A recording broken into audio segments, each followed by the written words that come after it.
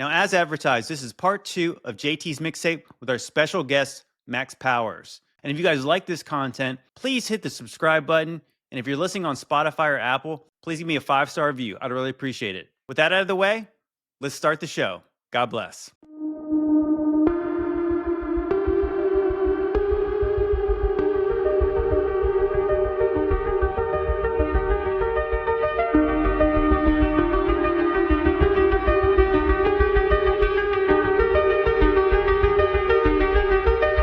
Come closer, my child.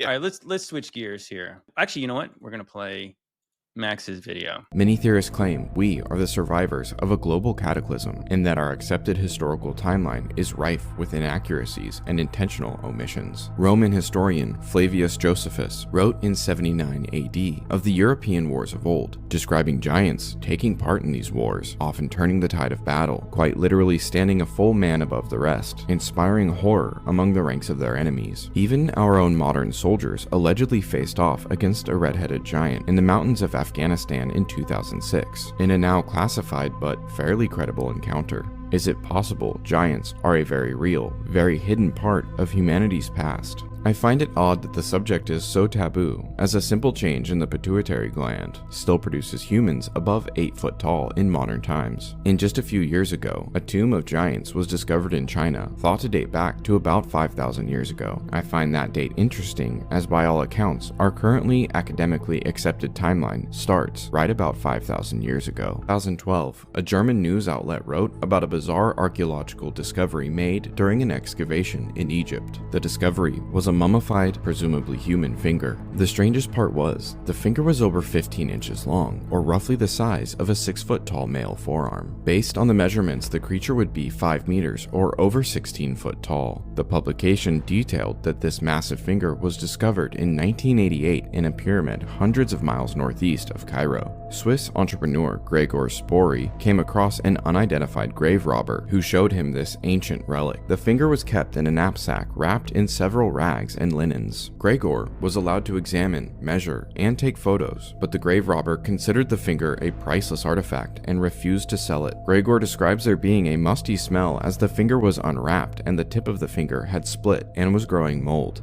It was a dark brown color, but overall well preserved. Gregor returned to the area in 2009, some 30 years later, but unsurprisingly was unable to relocate the man he had studied the finger with so long ago.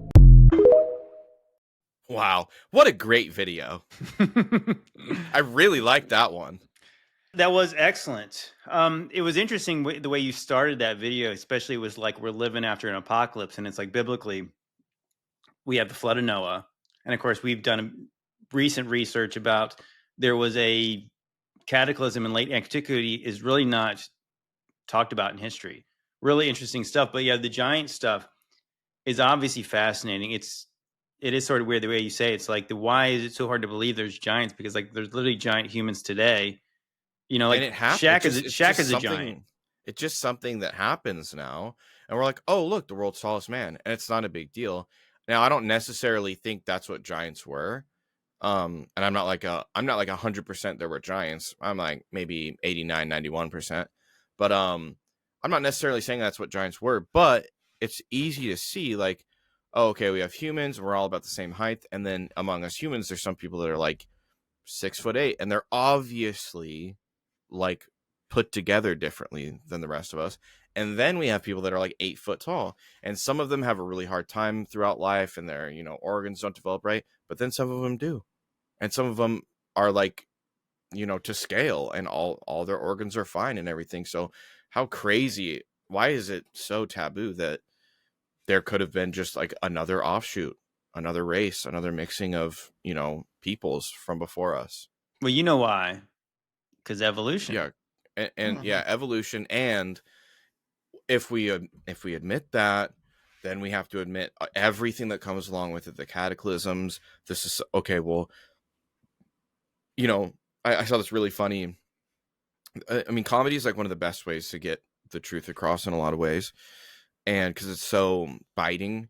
But I Hmm. saw this funny thing where it was like, I think it was the Aztecs or the Mayans, and they were like, yeah, there were these giant redheaded people that they built these buildings before we were here, and some of them are still around, and they did this and that, and then they went away, and the Europeans were like, where do they come up with this stuff?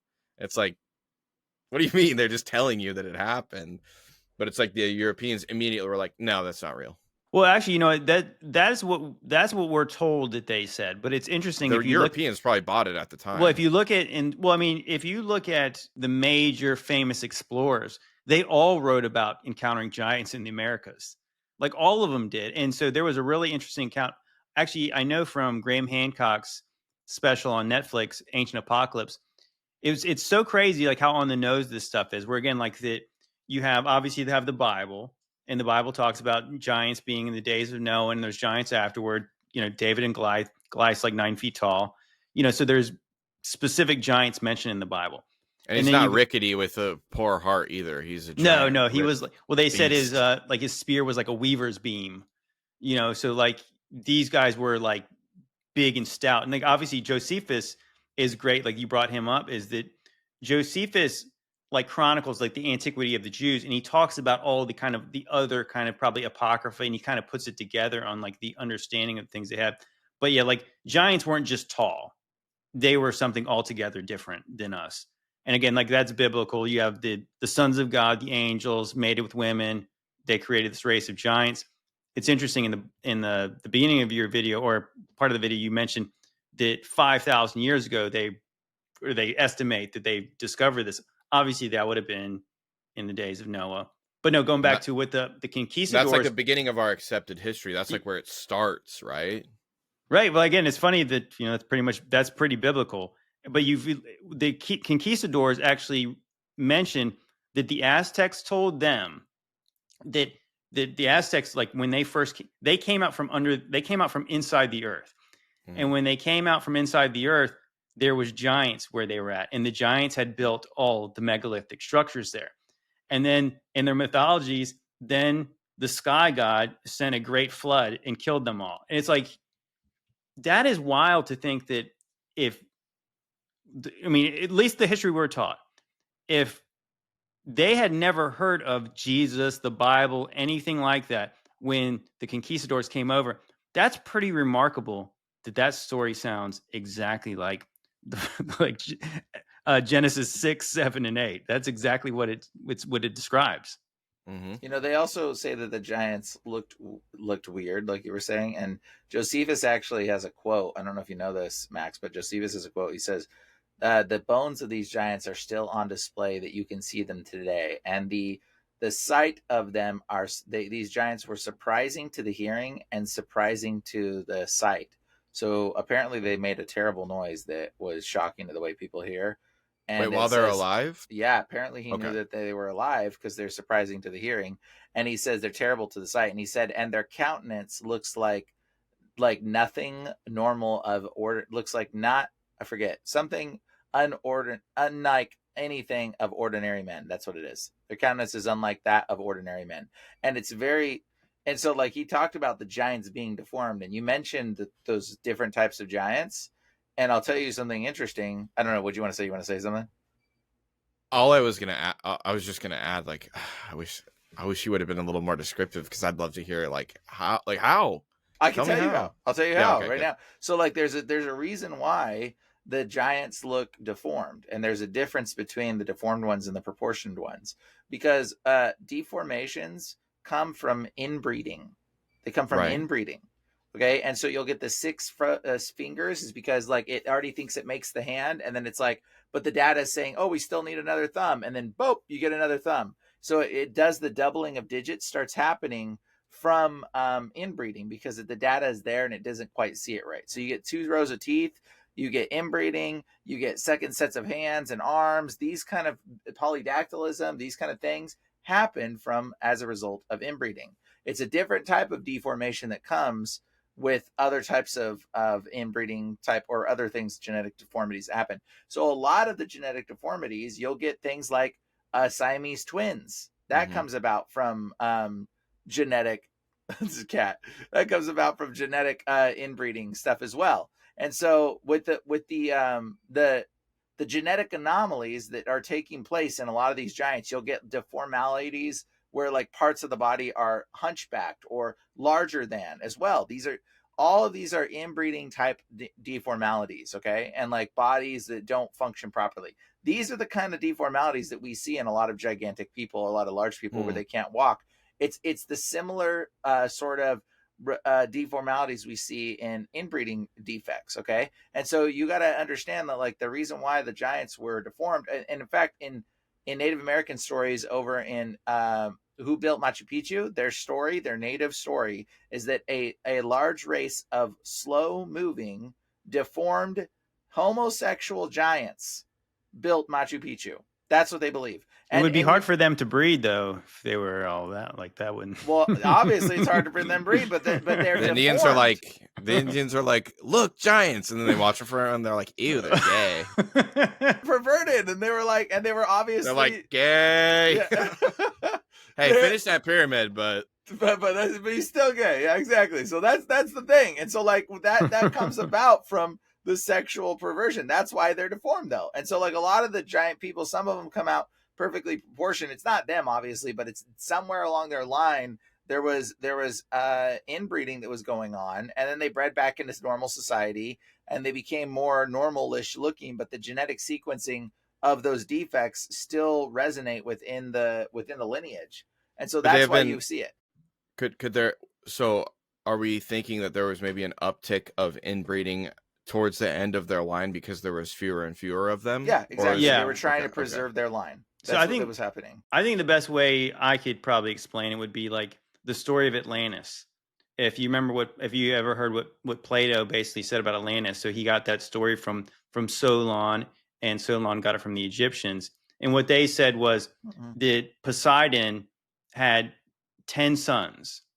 And so Poseidon being one of the major gods, like basically Poseidon is kind of exactly like Zeus. So like he's the god of the sea, Zeus is the god of the sky. But if you actually look at them, they look identical. So he's obviously one of the major gods. And he has his 10 sons with human women. So then there would be your Nephilim. And so I in my mind, I kind of picture like the very first probably Nephilim were probably good looking. They were probably big. They were probably jacked. Yeah, they were superpowers. They were probably like what you'd imagine, like Thor's and the people like that, because it's like that's probably where you get like your Greek statues of what their gods look like demigod type of guys, basically.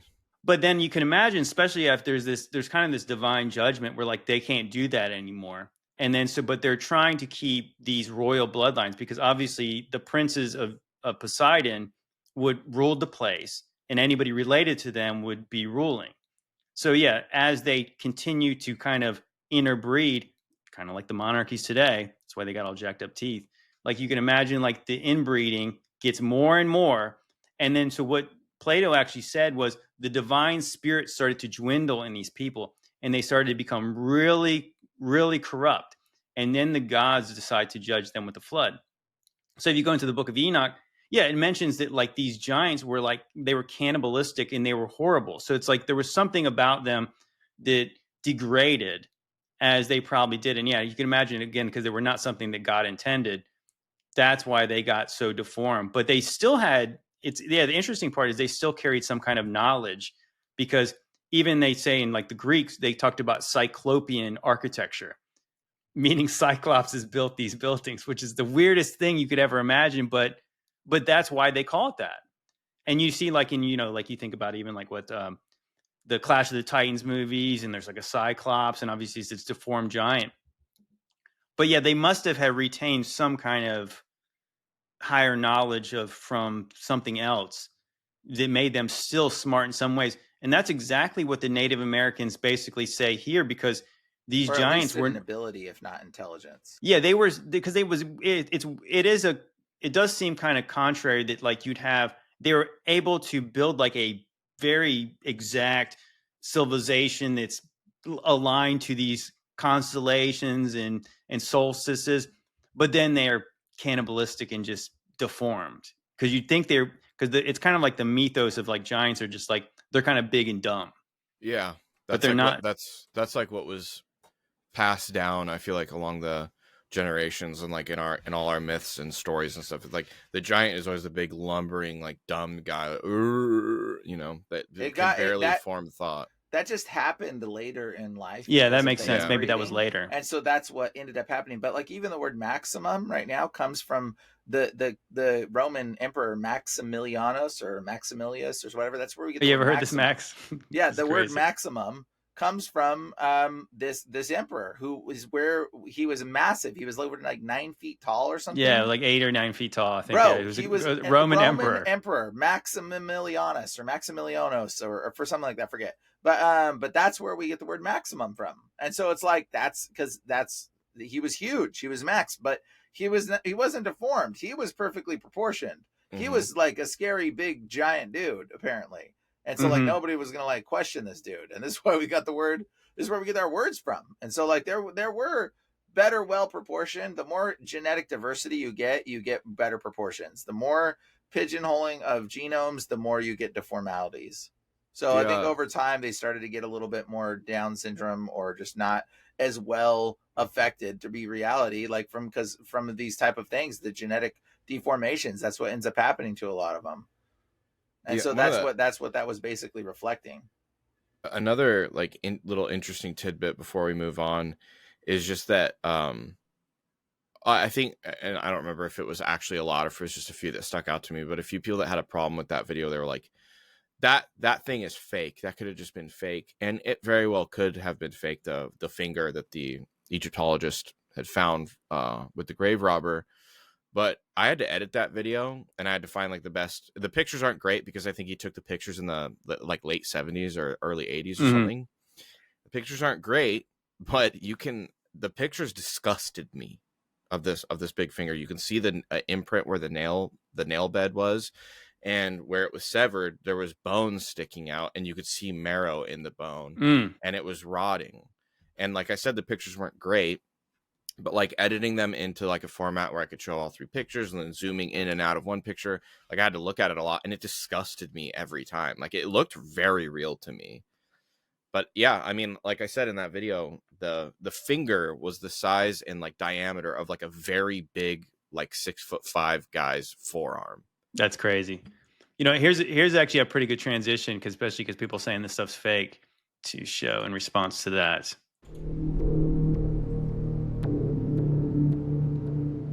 Oh, but we may actually have, my friend. We may already have. Let's take a second to get a few people mad out there with these photos of excavated giant bones found all over the world. But why would they be mad?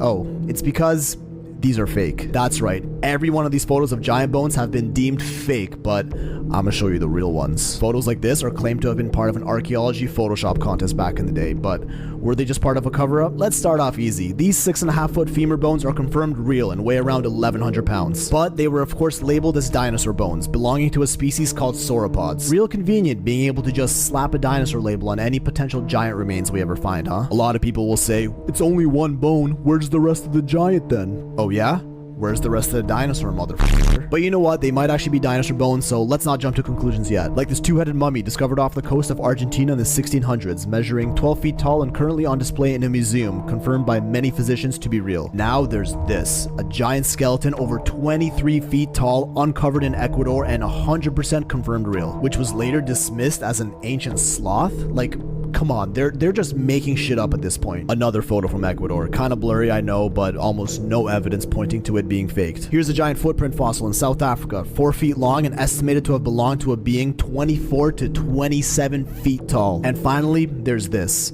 a much more human looking femur bone, and not as thick as the others. Dug up in the Euphrates Valley in Turkey, measuring 47 inches and estimated to have belonged to a giant over 20 feet tall. All confirmed real, and giant excavations like these used to get widely reported in newspapers all the time back in the late 18 to mid 1900s, but now they're always quick to sweep these under the rug for some reason. With the Smithsonian, the world's leading museum and research education institution created by the US government, accused of covering up all giant findings and instead putting the spotlight on how fake the fakes are. Like they did with the San Diego giant in 1865, which is one of the smaller ones, inspected by dozens of scientists and featured in many newspapers. After which the Smithsonian purchased the giant for a pretty large sum, and then all of a sudden, many years later, they dismiss it as a hoax, saying that it was made from gelatin and we never see it again. Google searches of these giant excavations will obviously only bring up the fakes, pushing the most ridiculous ones to the top of the search results. The problem with finding definitive proof of these giants is the internet is laced with these Photoshop jobs. So all the Google debunkers are quick to downplay any new evidence that comes up, like, nah bro, it's fake, didn't you read that fact check article bro, even if real evidence were to come up. But even if real evidence were to come up, the alleged Smithsonian cover-up can easily just write a bunch of articles that discredit it as a hoax. We all know this isn't the first time governments and tech giants were caught deliberately manipulating data to control the narrative. A lot of the time, the difference between a conspiracy and fact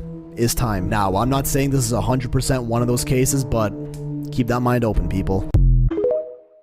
Honestly, like, why would the Smithsonian put out a competition, a Photoshop competition, which they did, this is fact, to have everybody submit and create fake images of giant bone remains? Like, of all the competitions that they've ever done, like, To mess what? up the Google search engine optimization. That's exactly why. Exactly why. It's there is no other alternative reason. Like, why? Like, if you're a scientist wanting to make sure that facts are accurate, why? And everybody has a theory of something existing. Why would you host a competition through the scientific organization to make fake stuff about that thing? Like it's so Publicity. obvious. Well, because they make fake dinosaur bones for real. Like that's kind of what they do. So it's like, yeah, why wouldn't they have done a fake dinosaur bone contest? Because that would be an actual job for the Smithsonian. Yeah. Well, that might be part of their hiring process. In fact, we talked earlier, and you mentioned there was a very famous story about, I'm not sure if it was exactly the Smithsonian, but it was like the New York Museum of something, I believe. They dumped like 50 tons of mammoth bones into like the river, into And the they weren't Hudson River. theirs. They weren't their bones. A guy found mammoth bones on his land and then lent them to the. I think I remember it being the Smithsonian. But I do know that they got dumped into the Hudson River, but they were borrowing them to analyze them, and then they went missing. And the guy was like, okay, well, I'm going to sue you. And they're like, hey, like somehow they got out of it. And then divers found these giant bones, and they like proved that it was this guy's mammoth bones. They just dumped them in the river. Like, get rid of them. They're not supposed to be there. Yeah, I saw Barstool Sports actually did a thing where they were trying to find them because I guess they're worth a lot of money if you could find them now.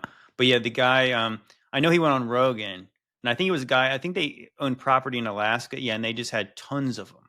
I mean, obviously, like literally tons of them on the property. And if that guy found a whole bunch of sets of giant bones, and then he's like, oh, they're mammoth bones, and then he sends them off, and then they're like, oh, these bones aren't supposed to exist, whether they're mammoth or from giant people or something. It's just crazy, like the audacity to just dump them in the river. Well, right, like what else are they doing? It's the one time they got caught, and they've been caught doing other things. Also, why would you purchase a giant skeleton for a large sum of money and then go, oh, it's fake? Like, why would you purchase something that's fake before analyzing it? You wouldn't. You would purchase it so that you can say, well, it's our skeleton. We know it's fake. Well, they actually, that skeleton that they purchased of the giant mummy, they actually purchased it and they evaluated it by 3 scientists, deemed that it was real. A new head of the department, who, by the way, was a Freemason, of the Smithsonian came in and re-evaluated the skeleton and deemed that it was made out of jelly. Okay? Mind you, it was already evaluated by 3 separate scientists, deemed real for the purchase of it, and it was evaluated. And the new Smithsonian head, he not only said that one was made of jelly, he actually claimed a few different things and destroyed a bunch of evidence over at the Smithsonian, the same dude. And so there was a lot more involved in that situation that they don't want people to know about. But it's pretty obvious when 3 different scientists tell you that it's legit before you purchase a large sum of money thing and then deem that it's fake. And that two-headed mummy that they've got, by the way, I'm pretty sure that one's fake. I've seen pictures of it up close, but that one's That one's also somebody made this fake one, but the gelatin one was more than likely real. Here's actually a good place to take this, because this is often what happens is like that. So they find a bone and it's a dinosaur bone, but it's like I really like that part of the video when it's like they find one big femur and they're like, well, Where's if the it's a rest of giant, them? where's the rest of the giant? Well, where's the rest of the dinosaur? But I mean, I think that is more common than people realize. Is they find a bone, not lots of bones, not a full. Like, I mean, in my mind as a kid, you did picture them digging up a full Tyrannosaurus Rex out of the ground. I mean, of course, why Probably wouldn't you? because they put pictures out like that. Yeah, So right. it was Probably because easy they to already had a picture it. Photoshop contest a long time ago of them actually digging out like full a brontosaurus, just like. But obviously, again, they said that wasn't real later. But check out this article. So this was interesting. I looked this up a long time ago, but so this is like the history of them discovering dinosaurs.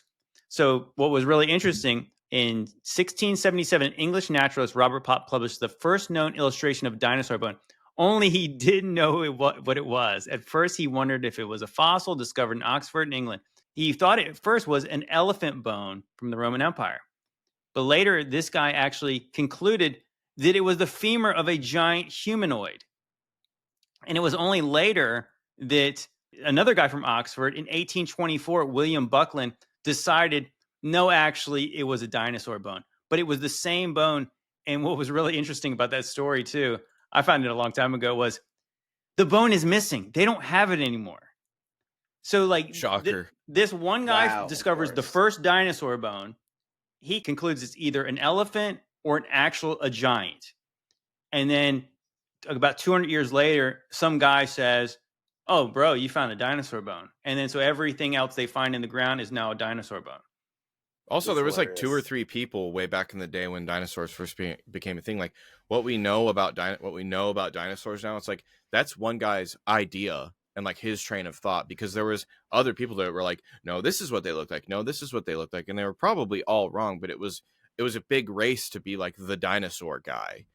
And so like what we ended up with is just one person's like idea of what they probably were expanded out to everything else. How big that bone is, that one femur you showed, that is like over, Yeah. like it's so massive. Like think of a creature that would be that big, guys. Like imagine that's just the leg bone of some creature.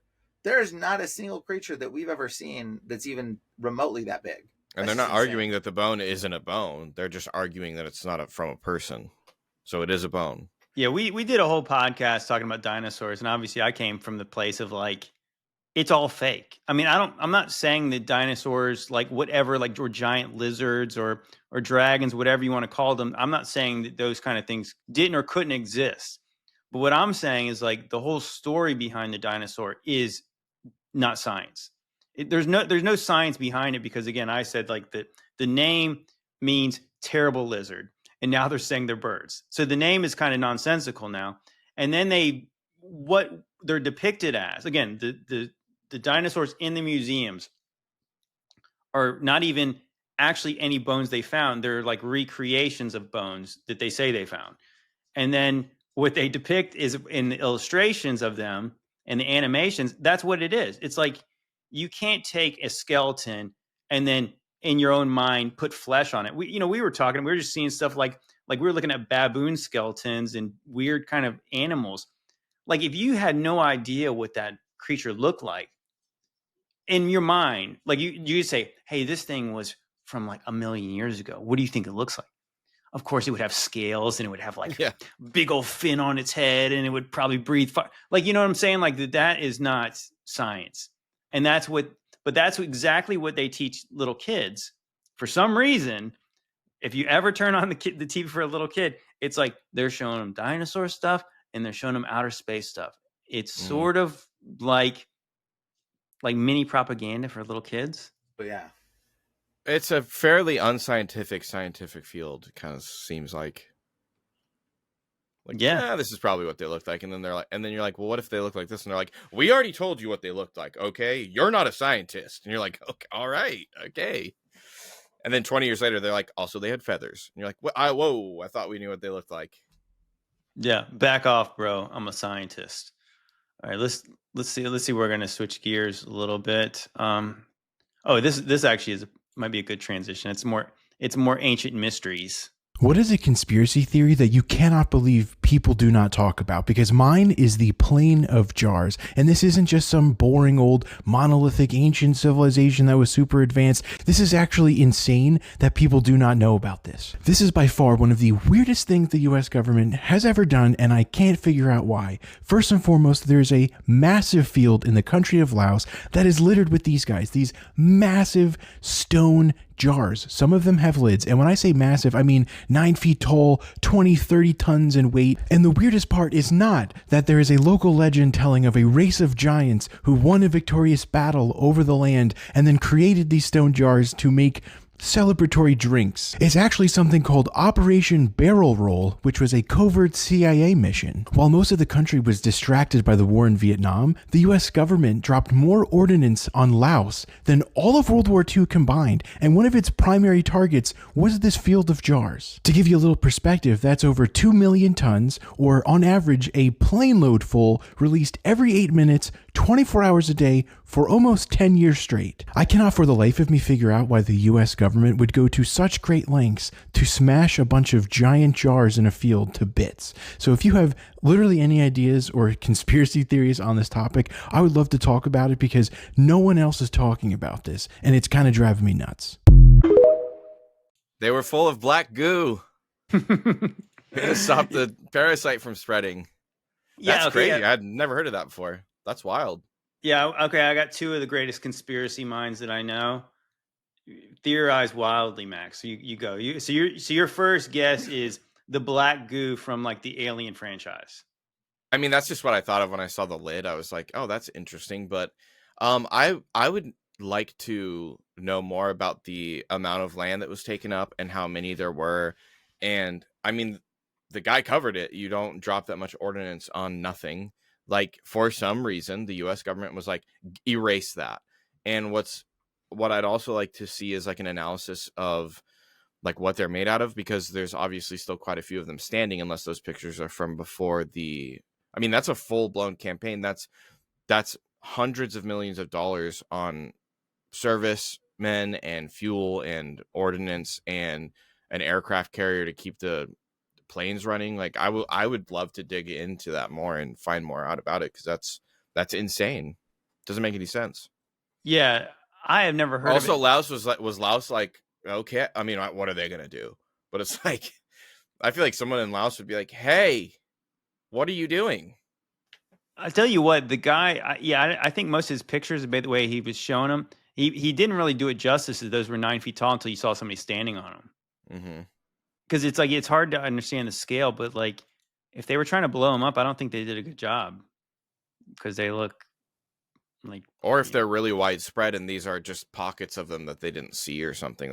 I don't know. That's insane. I could see making a full YouTube video about this and trying to figure out more, but maybe everything he said is all there is to say. I mean, there's obviously, I mean, I imagine that you probably could do some more digging on this, because it's like, yeah, this is really weird. So obviously it could have been giants. I got a theory. Yeah, okay, Brian, let's go.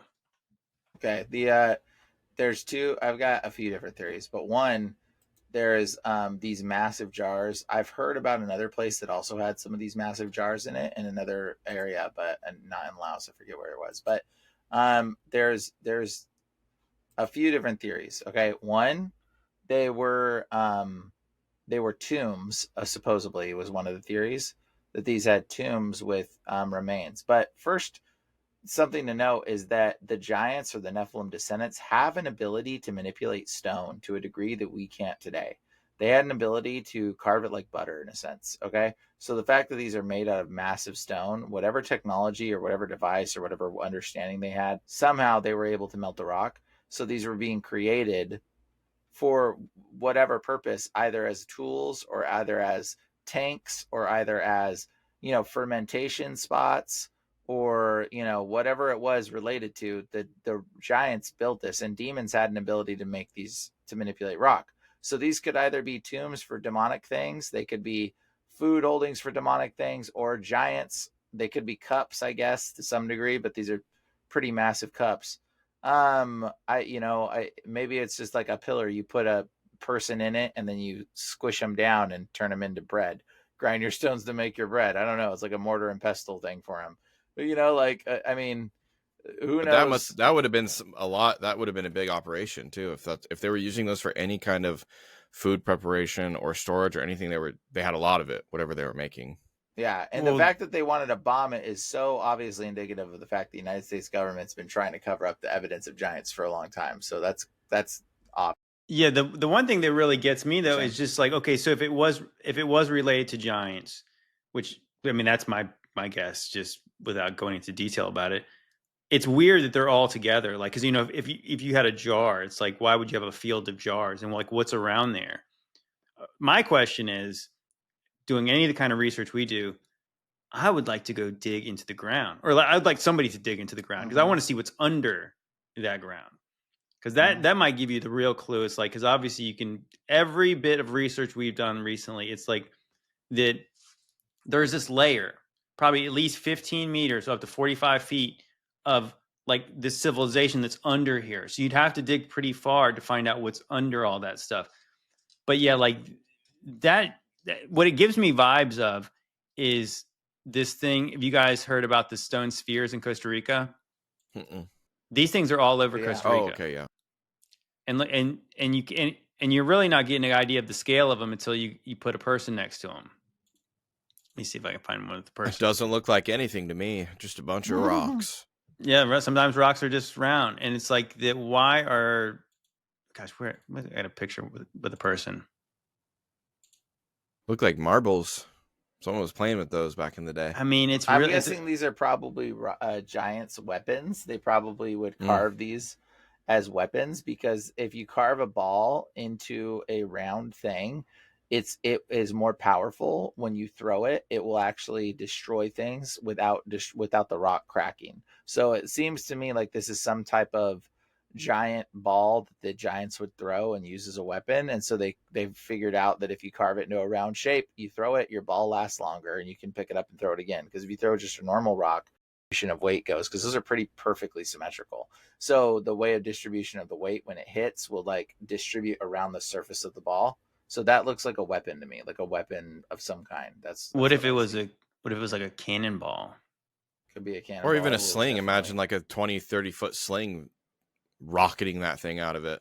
That's a good call. That's kind of like when you see kind of like the Lord of the Rings stuff, and they have those, what do they call them? Those, are those ramparts? The kind of things with like Trebuchets or whatever. the cat, yeah, trebuchets, like a catapult type thing.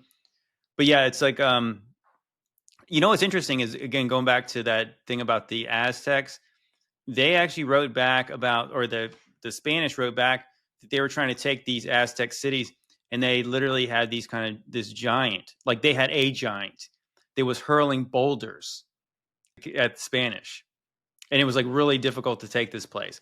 Now, obviously, I can imagine if he was hurling boulders like that. Mm-hmm. But yeah, like, I mean, it's just one of those things where, like, I mean, I don't know what to say other than say, like, man, there's still so much mystery, and that's the one thing I detest about modern science. Is it's like, oh yeah, it's fine. It's like, this is totally normal. Those things are, We know everything. wind and rain did that. Obviously, they all just kind of eroded just like that themselves. When you're just like, there's obviously some kind of other explanation. It's like, normal people like us would not go through the trouble to shape boulders. Like, I mean, because you can imagine how big a boulder would actually need to be to make it into that kind of a sphere. Well, the interesting thing about that too is like if wind erosion and rain and stuff like that could create stuff like that, we wouldn't gasp when we see it or be interested in it because we'd see it all over the place. Right. We'd be like, oh, just more wind rain balls. It's just wind jars. Wind rain balls. Yeah, I do feel like a lot of that is gaslighting. It's like, don't gaslight me. I know that this is unusual. We tried to blow it up because it's so normal. Yeah, exactly. That's the kind of thing about, like, just to Region of that stick on area. this for a second, is like, yeah, that when you think about like the stories about Vietnam and the weird stuff, what's really weird is that movie Apocalypse Now. I remember watching that movie a long time ago, and I was like, what is this? And it's almost like the more I learn about Vietnam, maybe it's not as weird as I thought it was. Maybe this is more accurate than I realized, because the stuff that they were doing in that place was not like what we're seeing in typical war movies. It's like there was some weird stuff happening. And how would anybody ever know? And you can imagine like now if they were doing weird stuff in Afghanistan or the Far East, like we wouldn't know. But can you imagine how little people would know if it was the 1960s, 1970s? Like who would be able to like they wouldn't believe you if you told them when you got Well, I back. mean, I know, even on a basic level, most of like the high command, all the way down to the soldiers, the U.S. soldiers that were in Vietnam, they just didn't know what they were doing at any given moment. It was like, okay, take this hill, and then they take the hill, and then be like, okay, go back down to the valley, and then they go down to the valley, and then the Viet Cong would just take the hill back, and they'd be like, why did we do that? And they'd be like, because they told us to. And it was just like this weird, constant mess of communications. There was no like big goal, and they do stuff like build airports in the center of a valley surrounded by mountains. And when they tell them to do that, they'd be like, we're going to get killed out here doing this. And they'd be like, do it anyway. And then they'd build it and have mass casualties the whole time they were building it, and then have mass casualties the whole time it was operational. I mean, it's just, none of it makes sense. So yeah, it's super weird. Yeah, well, it's like this whole thing. And I read that book. Did you ever read that book called Chaos? And it was about like the man. It ended up being about MK Ultra and like the Manson family. No, I watched the podcast, so that's Yeah, good enough. I read ended up reading the book, and it was like where the term chaos came from. It came from like Operation Chaos is what they were doing in Vietnam, and it was a 3-letter organization initiative where they were going to do the most depraved, wicked things to these towns, to the Vietnamese, not the Viet Cong, but then they were going to blame the Viet Cong for all the atrocities they committed. And so, so obviously to me, it makes way more sense when you think about like people getting PTSD because Mhm. it's like interesting. Like you didn't hear about like the greatest generation having like much PTSD because I think, of course, they in their minds, I mean, I don't really know much about what happened there either, but it seems like if you were fighting for a noble cause and your buddy got killed doing the same, you would be proud of kind of what you did. I mean, obviously it would freak you out maybe if you heard a loud noise. I don't know. But that being said, it's like, but the people came back from Vietnam in a much different way of like that. I think most of these people might have got PTSD because maybe they did things that they wish they hadn't. And then maybe they found out more about what they were doing along the yeah, like you could have done something at the beginning of the thing thinking you were doing something a noble cause because I do believe that the people who enlisted and obviously the people got drafted they didn't know what they were getting into. And then when, like you said, when they're jerking you around, making you do a bunch of weird stuff, and then you think about the bad things you did, and then you get back and you say, what do we accomplish? They Yeah. come back, you get called baby killers and all this kind of stuff like that. And then, yeah, I and had then orders. these guys cannot adapt to normal society, and they freaking they brought the demons back with them, all the wicked stuff they did. Yeah, that makes sense. Yeah, I don't know. I guess you really do think about it. Of course, in the research we've done, just talking about the Far East, the stuff in India, the stuff in China, the stuff obviously all the Polynesian islands and the weird stuff, like the weird gods and temples and stuff that they're doing. As a kid, I remember hearing like, oh, they can't kill cows in India because they think that they're holy or they're gods. And I was thinking like, that's the weirdest thing ever. And then you read your Bible and you're like, do you remember when they worshipped a golden cow? Like they did that. So like that expression too is like the probably everybody's used it. Holy cow. Holy cow. Like Oh yeah, nobody even yeah, thinks about where that phrase came from. But yeah, like that's the Moloch stuff. It's like that's why they revere cows. It's like there's nothing new under the sun. Like that's why they do it.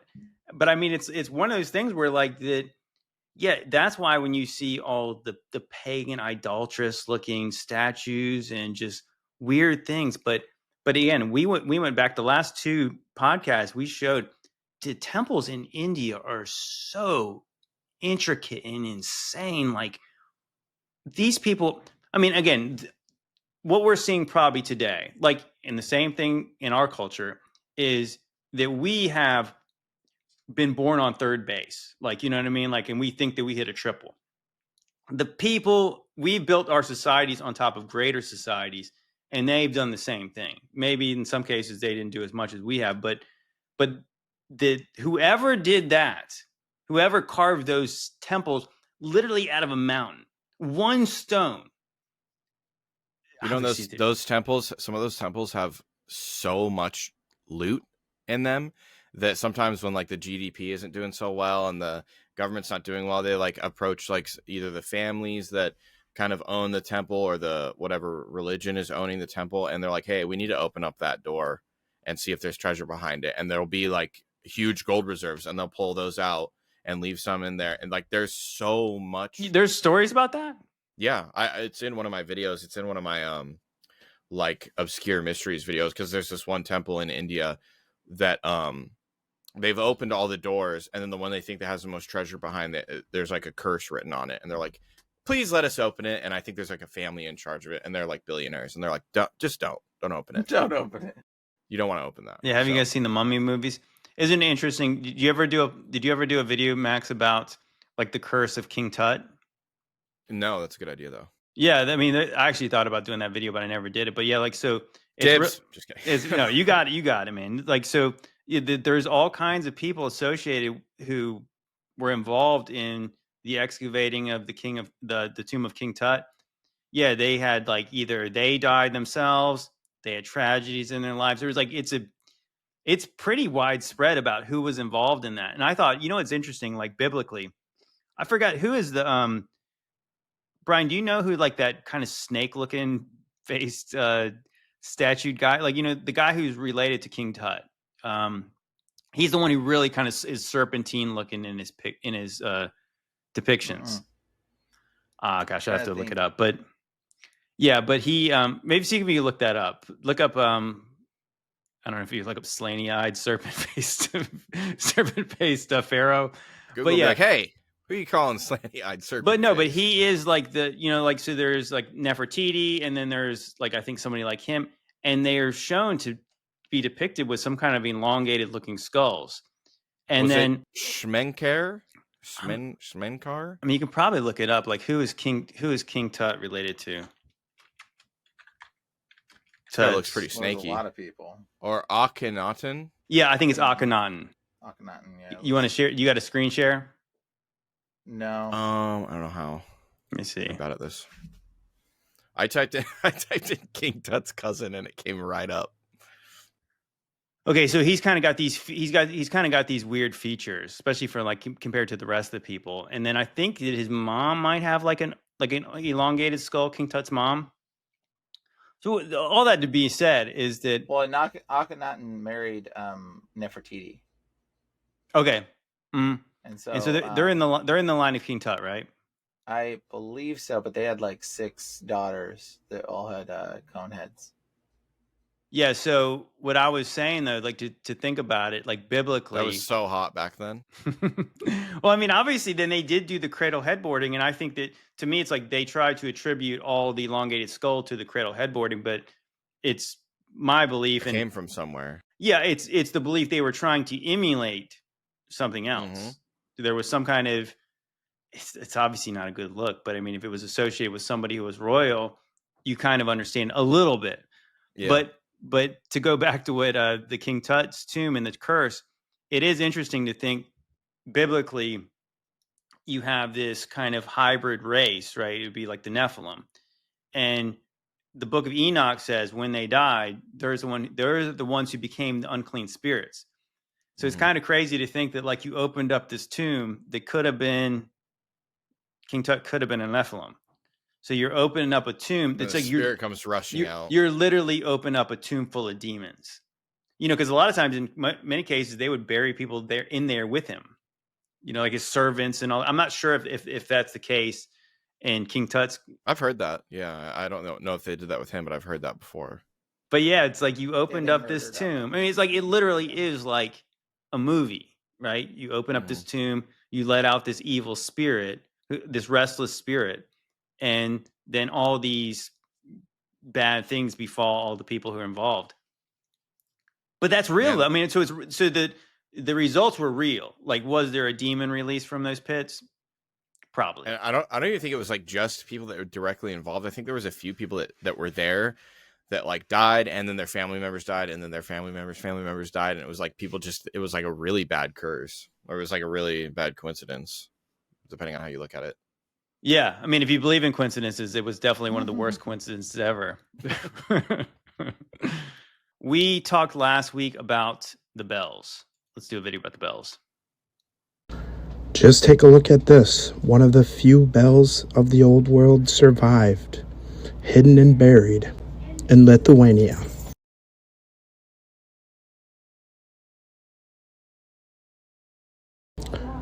This beautiful massive bell, over 100 years old.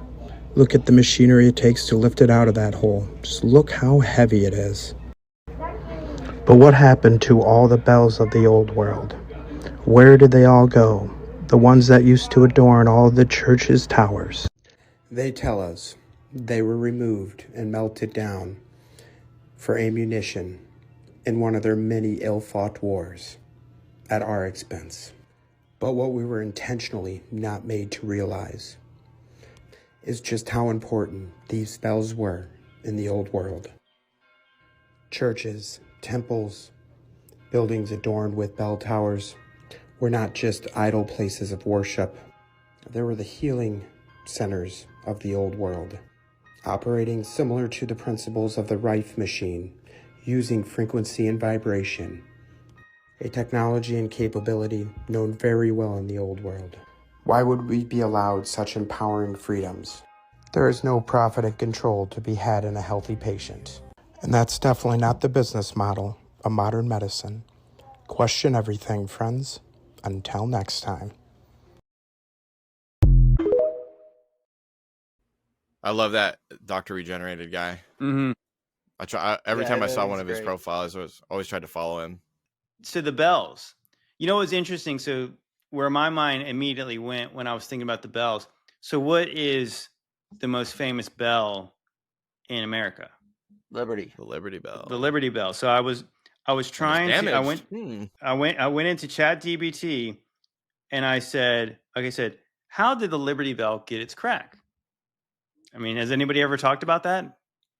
And the answer is no, because I was looking at it and it said, okay, so the Liberty Bell's famous crack has an uncertain origin, but there are a few theories about how it happened. I mean, so it's like, this is like something that's symbolic of the United States for some reason, but we don't really know how it was even cracked. So it says there could have been casting defects. It was cast in 1752.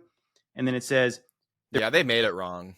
Right. There was a major crack, and it said that rendered the bell unringable, and it was thought to have occurred possibly in the 19th century, possibly 1846, during the celebration of Washington's birthday. When the bell was rung, the existing hairline fracture believed had widened, silencing the bell permanently. And then symbolism. It does not look over like a time, crack. the crack became symbolic, representing America's imperfections in its ongoing struggle for freedom and justice. Whatever.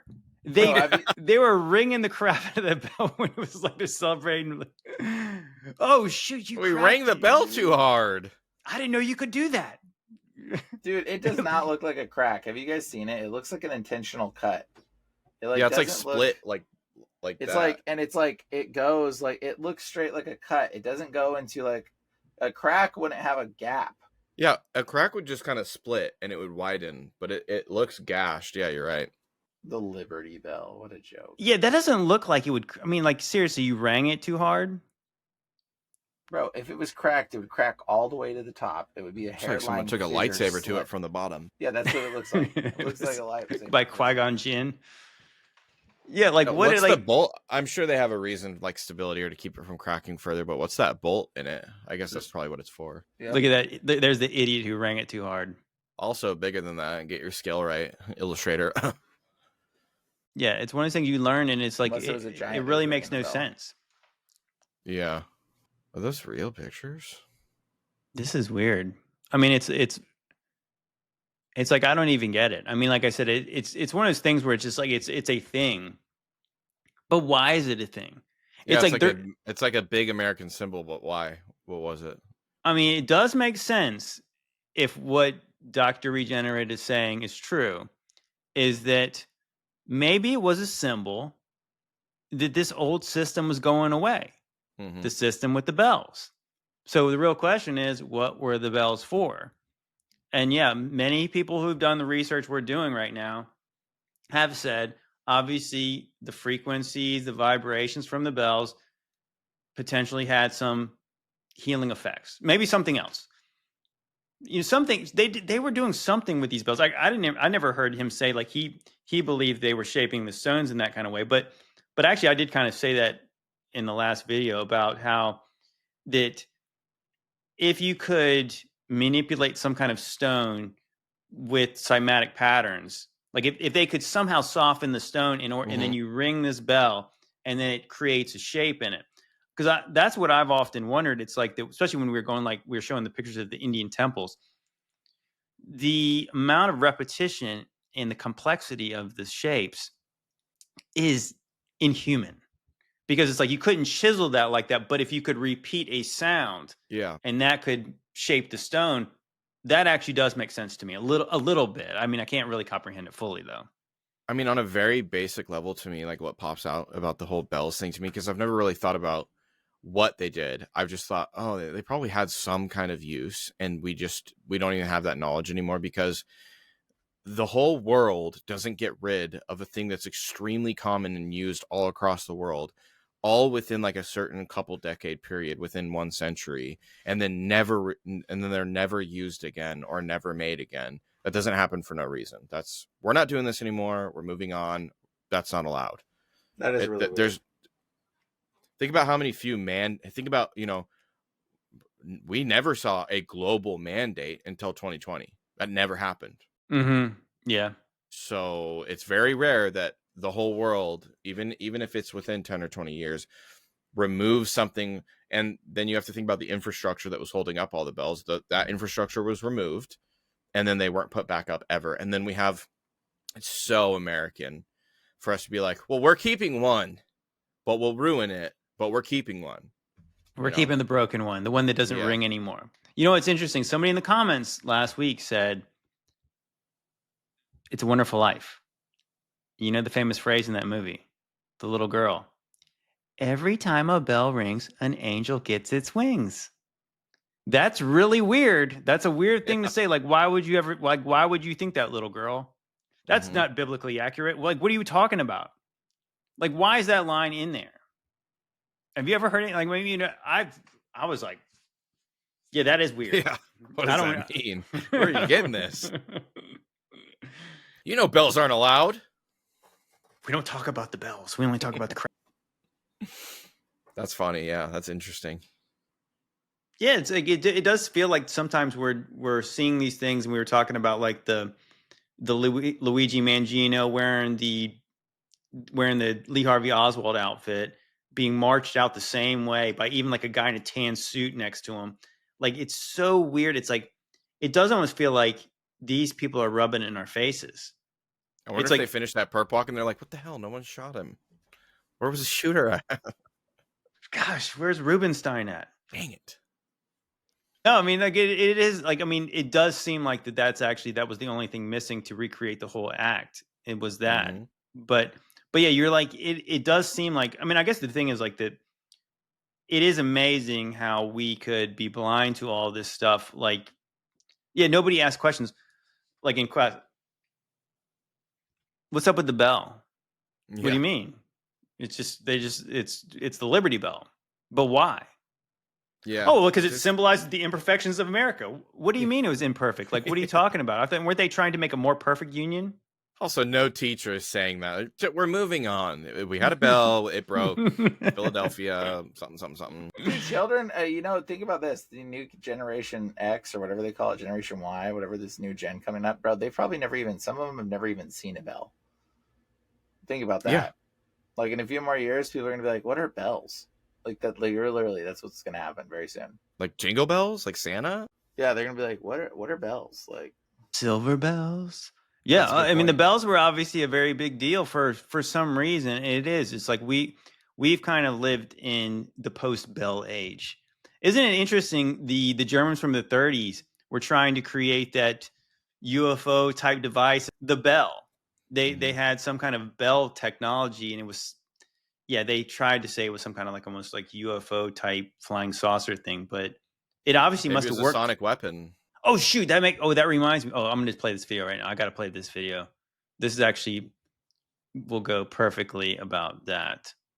Because yeah, if Bells had the ability to heal, and we already talked about last week about how that in the story of the story of Jericho, that sound actually destroyed things. Let's go with that. What is black noise? Black noise is the register within which you can crack a city or people. It's a new controlled bomb. It's a noise bomb. You could buy the patent for it in the French patent office for about equivalent to $3-4. A small one could probably kill about half the people here, but a big one could destroy a city, or even more. I mean, isn't it interesting that the guy that played Tesla in that movie is the one talking about this, David Bowie? That's funny. Yeah, interesting. It is interesting. I mean, like it's. I mean, obviously, David Bowie seemed like a Renaissance guy. I mean, if there was one, like, I mean, we don't know all the details about it, but I mean, like, yeah, I mean, I get it. Musician, he would have some kind of knowledge of sounds, but like, yeah, it's weird. Like, he seemed like he knew a lot about that. Yeah, he seemed like a fairly esoteric guy that like might have had some kind of like really useful like structure added to his brain at some point that sometimes you just get locked in. And like when I was making music, I kind of one of the reasons I stopped making music is because when I was making music, it felt like all my ideas just got like laser beamed into my brain. And David Bowie kind of seemed like that times 1,000. And when you're like that, you just understand things. And notice how he didn't get defensive at all when the guy was kind of making fun of it or anything. He's like, no, this is real. This is what's happening. I find that that's very interesting. I've never heard of that though. The black noise. I'll have to look that up. Bryan, what do you think about that?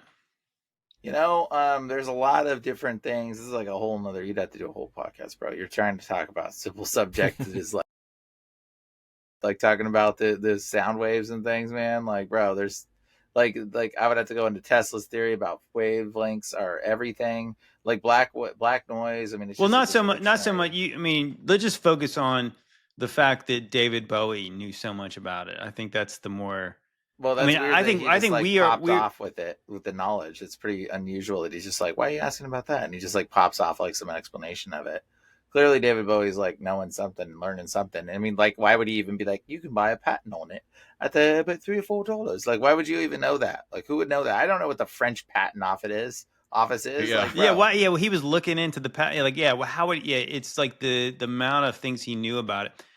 David Bowie, I think, famously did a song about Crowley. So David Bowie definitely in the club. Definitely in the club. You know what was really interesting is that in the movie as he played Tesla, like I said, there was that it's really dark and it's deep, I think, when he's having that conversation with Hugh Jackman, and he's going to make this machine for him, or he's not making it yet. And so Hugh Jackman is trying to get him to make it, and he's like, and he starts talking about, have you considered the cost? Mm-hmm. And he's like, oh, no, money's not an object. He's like, no, I'm not talking about money. I'm talking about, have you considered the cost? And so he really starts to explain like the deeper meanings of like what it's going to take to do this, and what's going to consume you later. And it's like, it's interesting to think about it, that obviously David Bowie is playing somebody else, but knowing kind of the life of David Bowie too, like you could think like the reason he's so good at playing this role is because he is kind of, it's a lot like him. Playing what he knows. Yeah. Yeah. Cause like he could probably really say from a real place of like that he was pursuing this knowledge and this art and he achieved it, but then it consumes him later. And it's like, it's not, it's never what it's cracked up to be. And obviously that's what the story, at least what we're told about Nikola Tesla. But yeah, like to me, it's like that. Yeah, David Bowie, I mean, at least fleshly wise, that dude was mega talented. Yeah. mega talented, and some of the weird songs these guys write and the things they do, and you're like, sometimes you're just like, how would they even begin to know any of that stuff? I thought his body language was super interesting when he's like, I mean, a small one could take out about half the people here, and it wasn't like a smile or anything like I just smiled, but it was like a knowing look, like, yeah, you could kill about half the people here. This one is very strange. Yeah, I was thinking like he was going to say, "Oh, it could break this glass." Like you Mhm. didn't expect him to say it would murder all these people in Yeah. the room. Like, yeah, because that's dark. And he gave the look like, yeah, this is really dark, but honestly, yeah, about half of them. Yeah, why are you asking me? It's funny. The interviewer even kind of got uncomfortable. Like, yeah, don't give very many ideas. Yeah. And he's like, yeah, well, how much money are you talking about putting into it? It's not just the patent. Like, you have to. Like he's done it, like he's done this deal a couple times. He's been in a room where they've discussed what it would take to do that. Mm-hmm. Yeah, dude. Maybe we'll watch one more video just to end on, because we don't want to end on a murder weapon. The average World Fair had a Ferris wheel. That Ferris wheel is 50 tons. Each little box that's going around in the Ferris wheel of holding people can hold anywhere from 60 to 200 people at a time. And there's usually like 30 of them on the wheel.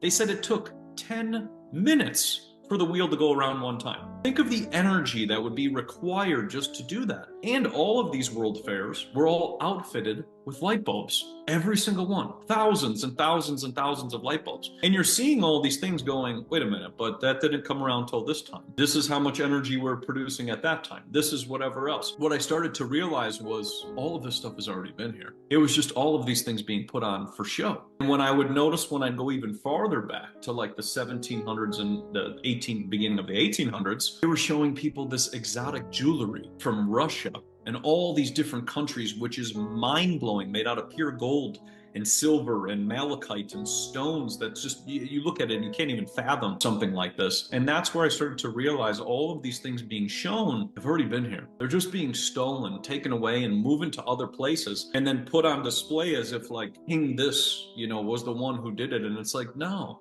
you're just the one who took it.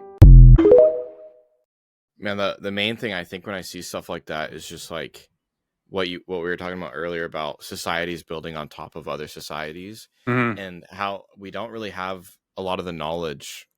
And I'm sure like, people would kick back and be like, we know how to do it, but it's like, yeah, but they actually did it. And Right, according to right. them, they did it very quickly.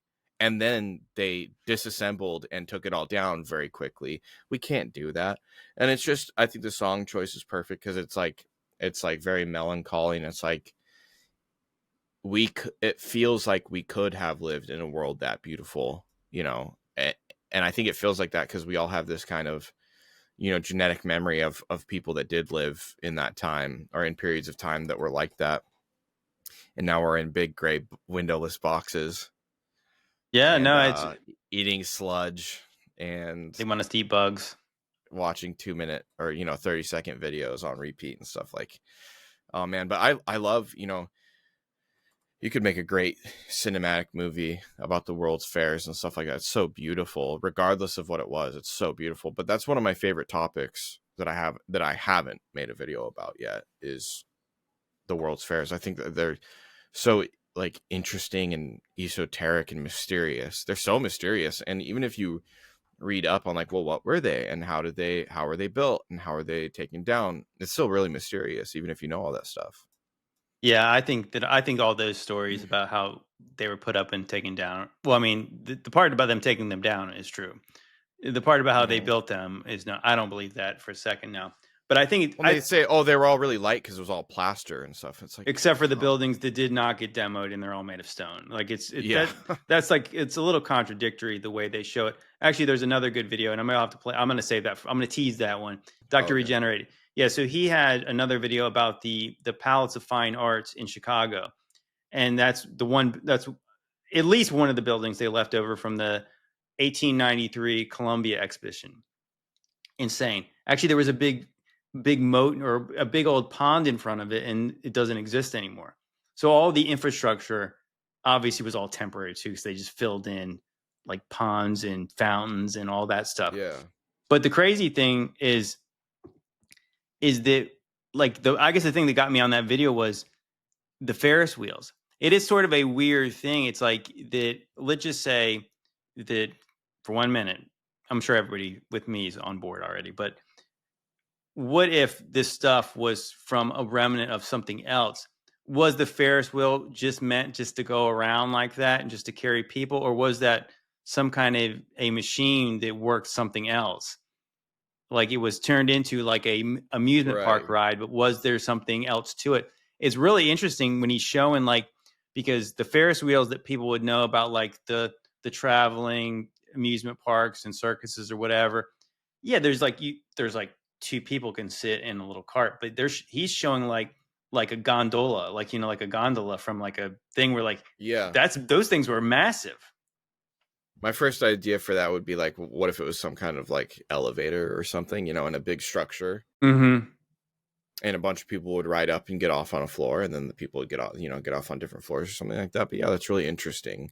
I've never seen pictures of those elevators before. Even looking into all that stuff, I've never seen that one that had the big boxes that look like they carry like 10 or 15 people. I think one of the most suspect parts, other than just the buildings are insane, is that when they showed these world fairs, they were like all lit. Yeah, And so we're told that's that, so much electricity. yeah, we're told that like literally they just invented electricity and they weren't even sure which one they were going to use yet. Remember, because it's like Hmm. alternating current or direct current. So they hadn't even decided which one they were going to use. And then And, they were like, cover the entire city in it and and wire so it all. so we're in a time before they could mass produce light bulbs. There was no light bulb factories. So how did they make them all? I mean, and you're talking about lighting up a place like that, it would have been millions of And lights. there's not expert engineers and electricians at that point. It's a new technology. They barely know how it works. Yeah, they got to make the cables, they got to All the make the copper. light bulbs, they got to do all the stuff. And then obviously, yeah, I actually read a really good book from John Levi. I think it was called Evidence of the Old World, and he really kind of broke down the San Francisco, like basically the story of San Francisco, and eventually talks about the World Fair, or I guess they called it the Midwinter Exhibition in San Francisco, and he was talking about how much coal and all kinds of other things it would have taken to produce the energy to light the place for as Hmm. much as they said it was lit, and it was pretty good because it actually did like they did a lot of actually the it's easy for me to say Math. Yeah. it's easy for me to say no, I don't believe it, but they actually kind of like make it show you the why it's so improbable. But yeah, the World Fair thing, I mean, to me, we did a podcast about this recently, and I mean, I'm probably pretty far out there at this point based on this other video we did about I believe that the timeline's messed up. I'm Yeah. at this point Like I'm there's start missing time or added time. well, like I said, to me, it seems a little interesting that all these world fairs seem to really have Roman-esque architecture in them. It's Yeah. almost like these places look like Roman cities, because I showed St. Louis is probably maybe the best example. Second best would be Chicago. But then on the last live stream I did with Old World Exploration, we showed Omaha, and Omaha almost looks just like Chicago did. Yeah. And to me, it's like, There why? was like nobody there back then Yeah, either. why? We're talking about, I think the Omaha one was 1898, and it looks just like the other places. And you're thinking like that. It's like some people, they would compare it to the Olympics, right? Well, guess what? They don't have the Olympics in every American city. Yeah. You know what I mean? Yeah. Like it's a big deal that LA was getting the Olympics, right? It's not like they have the Olympics next year in Yeah. Omaha. Yeah, that's never gonna That's happen. never going to happen. So like, were they, like, if you think that like this would be, it would almost make sense in a way that if this was like an Olympics, but it was even more rare.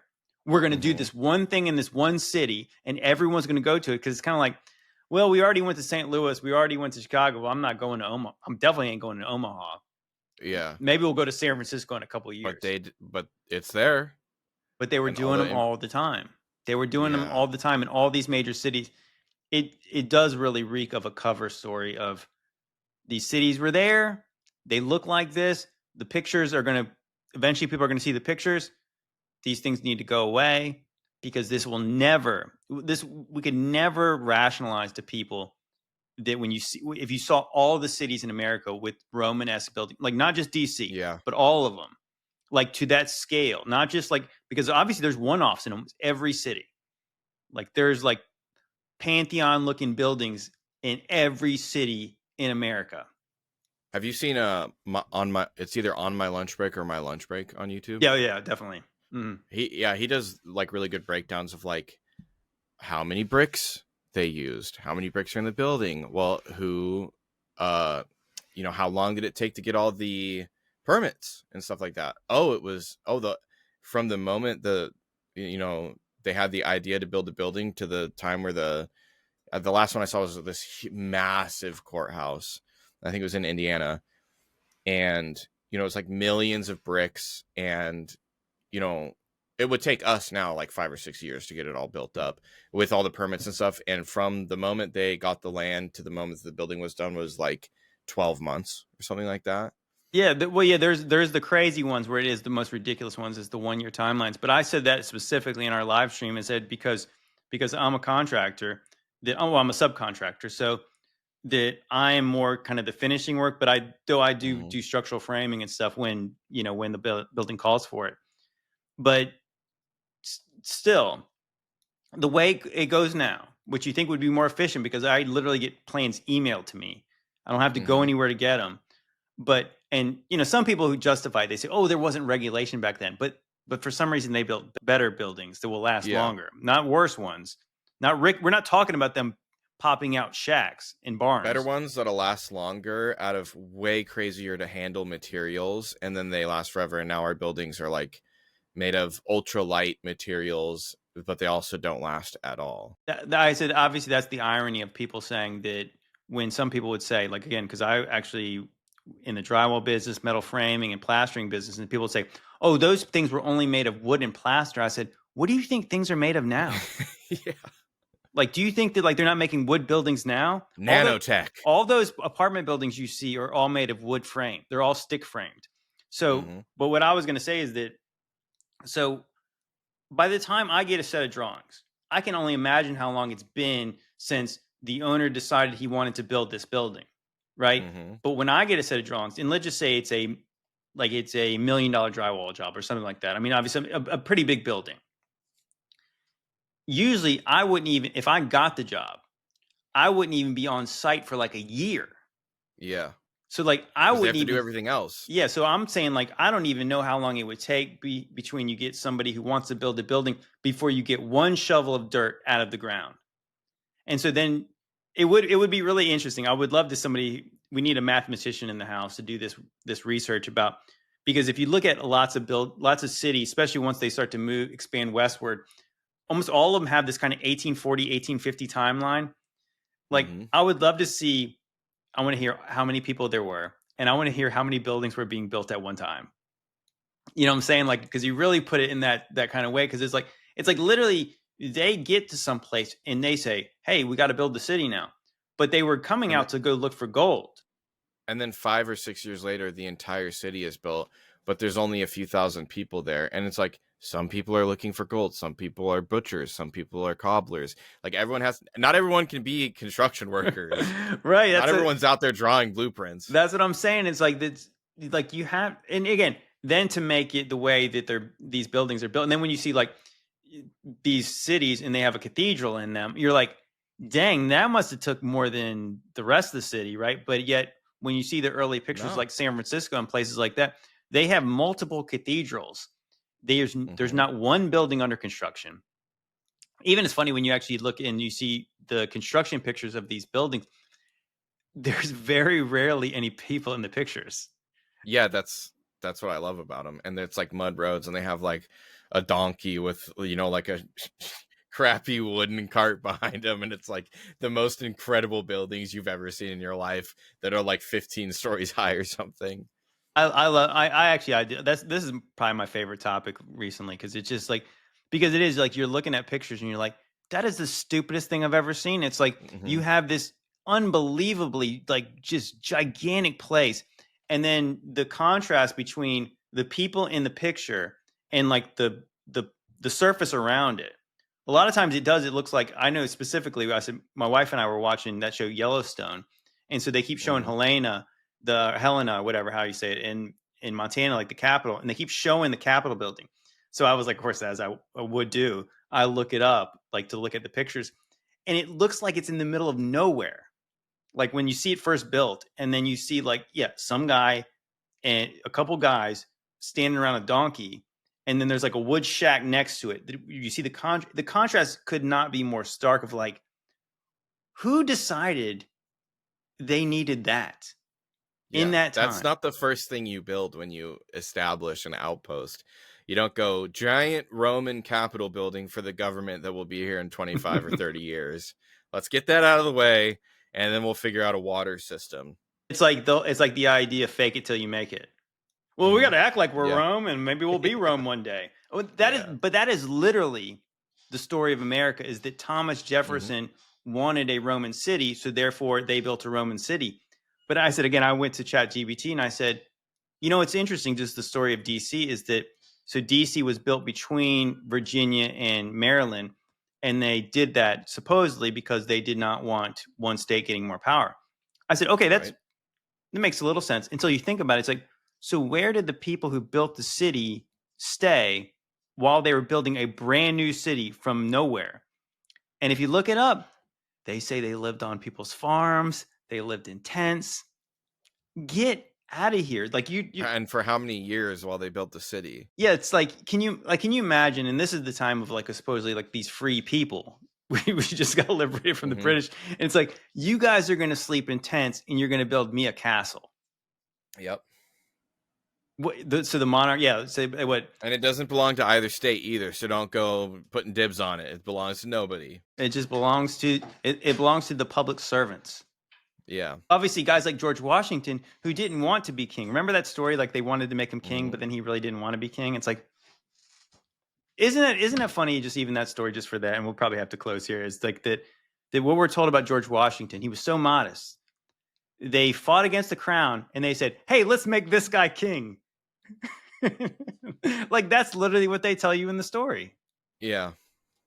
And who knows? Like to be a fly on the wall and just be able to like fast forward and rewind through that time period and see like what was actually going on and what their ideas actually sounded like at the time, or if it was just like a bunch of guys standing around in robes doing rituals and then they wrote the story later.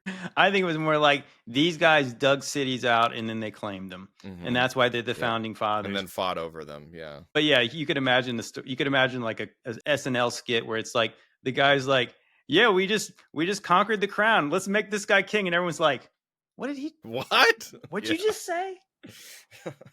But yet that's the story. And of course, until you think about it for 5 seconds, it makes sense. All the cracked bells and all the old world fairs and all that stuff. But anyways, on that note, that's it, guys. Max, thank you so much for joining us. Obviously, Bryan bugged out at some point.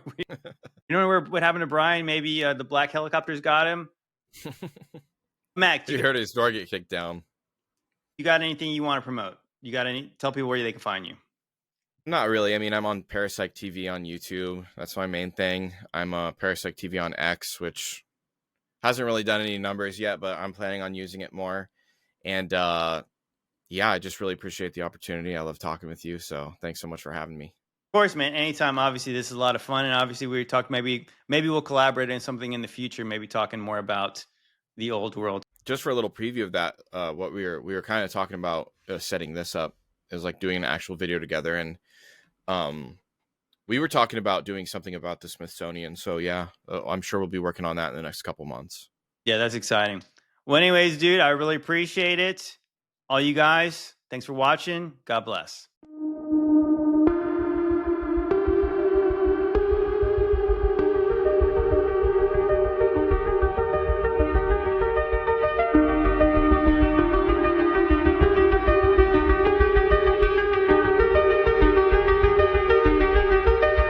Come closer, my child.